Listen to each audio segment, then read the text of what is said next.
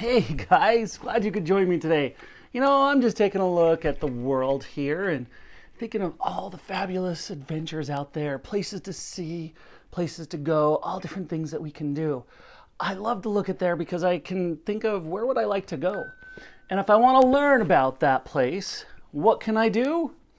Well, I can go to the library. I can ask the librarian for a book on a certain country. For example, if I wanted to go to Australia, I might be able to find out everything there is to know about it before I even get there. Plan my trip and have a lot of fun. But the reason why you're here today is because we are on chapters 53 and 54 of David Walliams' Ice Monster. Let's get started. Chapter 53, Danger Everywhere. The plan was unraveling fast. Now there was no way Elsie and Wooly could wait for HMS Victory to reach the Royal Hospital.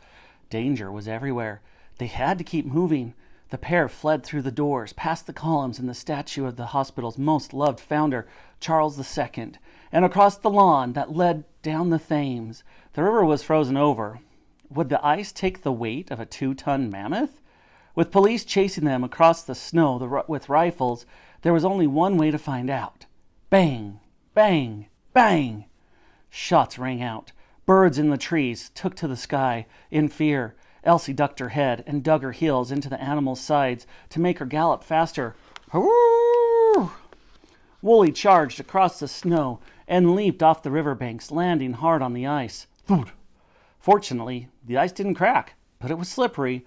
From all the ice skaters, the mammoth's legs slid out from under her, and she went spinning across the ice. Whoo! No! Screamed Elsie. They hit the ice so fast that there was no stopping them. Round and round they whirled. The mammoth's legs splayed out like a starfish. Whee! Wooly plowed through some early morning ice skaters who were sent spinning across the ice as if they were part of some mass dance spectacular. Ah! They cried. Sorry, called out Elsie. Not that the apology seemed to help at all. Up ahead was a small rowing boat that must have become stuck in the ice. They were speeding right towards it. Whee! The girl closed her eyes. Boom! The boat smashed into pieces. Wood exploded across the ice. The force of the blow caused Elsie to become separated from her friend. No! They each came to a stop on the opposite banks of the river. Battered and bruised, the girl rose unsteadily to her feet. She looked across the ice. The poor mammoth was having a much more difficult time of it. Every time it looked as if she was back on 4 legs, one would slip from under her, and her belly would flop down on the ice. Doof! Oh! With her bare feet, Elsie skated over to help her friend. When she saw one of Wooly's legs sliding down, she couldn't lean all of her weight against it, but to push it up. But her little frame was no match for the mammoth's, and down they both go. Doof! Oh! Finally, Elsie managed to skate around the mammoth, pushing each leg in turn, making sure they were upright. In the distance, she could see their pursuers gathering on the riverbanks. Come on, she shouted, but as soon as she had led the mammoth one step forward, she landed flat on her belly again. Bosh! Elsie looked across the frozen Thames.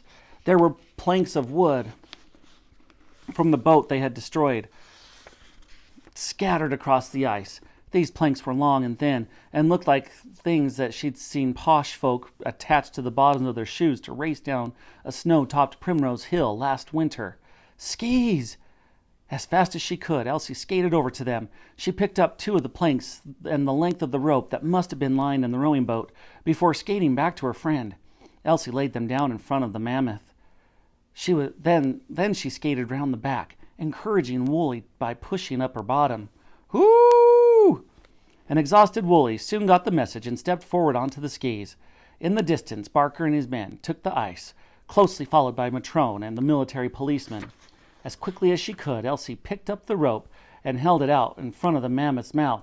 Wooly bit onto it. Clever girl, whispered Elsie. Whoo!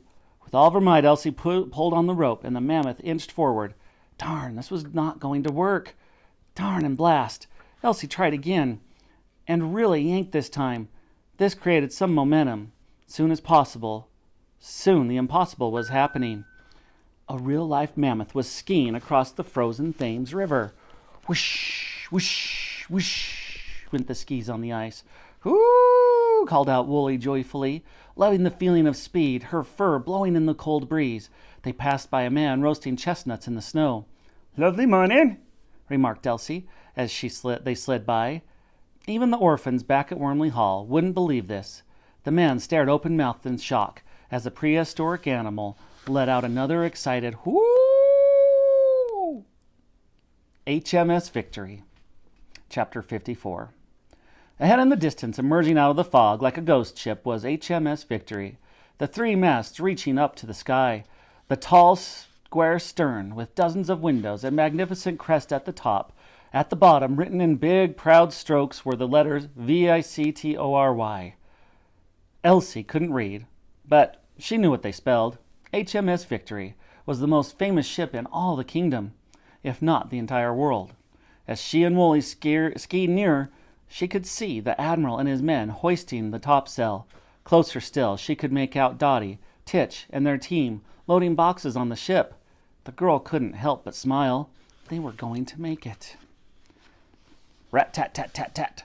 It was the sound of the machine gun from up above. They were being attacked from the skies. Shots scattered across the ice, narrowly missing the pair. The shock caused Elsie to stumble. As she tumbled, so did Wooly. They hit the ice hard. "Boof, boof, ah!" screamed Elsie in pain. "Whoo!" cried the mammoth. Elsie looked up. Through the fog, she spotted something the size of a blue whale floating in the sky. It was so large, it was blotting out the sun. It was a Zeppelin, one of the huge state-of-the-art German airships. In the gondola underneath, a woman with a distinctive pith helmet on her head and a murderous look on her face was positioned below the machine gun. It was Lady Buckshot, the big game hunter. You could smell that foul cigar smoke for miles around. Rat-tat-tat-tat-tat. Another hail of bullets rained down. They went straight through the ice, blasting holes in it. Ping, ping, ping! Freezing cold river water flooded to the ice. Slowly but surely, Elsie, who was laying down, felt it trickle down her neck and up her sleeves. She looked over to her friend.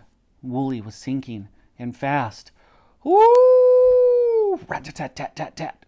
More bullets, more holes, more cracks, more water, more danger. "Whoo!" yelled the animal in fear. Elsie held onto her friend's trunk. "It's going to be all right, Wooly. I'm going to get us out of this, I promise." Rat-a-tat-tat. Hoo! The ice beneath them exploded into pieces. Kaboom! The pair were plunged deep into the icy water. "No!" screamed the girl as she disappeared into the depths. All right, my friends, that does it for chapters 53 and 54 of David Walliams' Ice Monster. Now, are you ready? You guys are getting better at this. You will have to answer each and every question with complete sentences. All right, take a chance to look at a globe, find a place that interests you, check out a book, see where you might go. Have a great day, guys.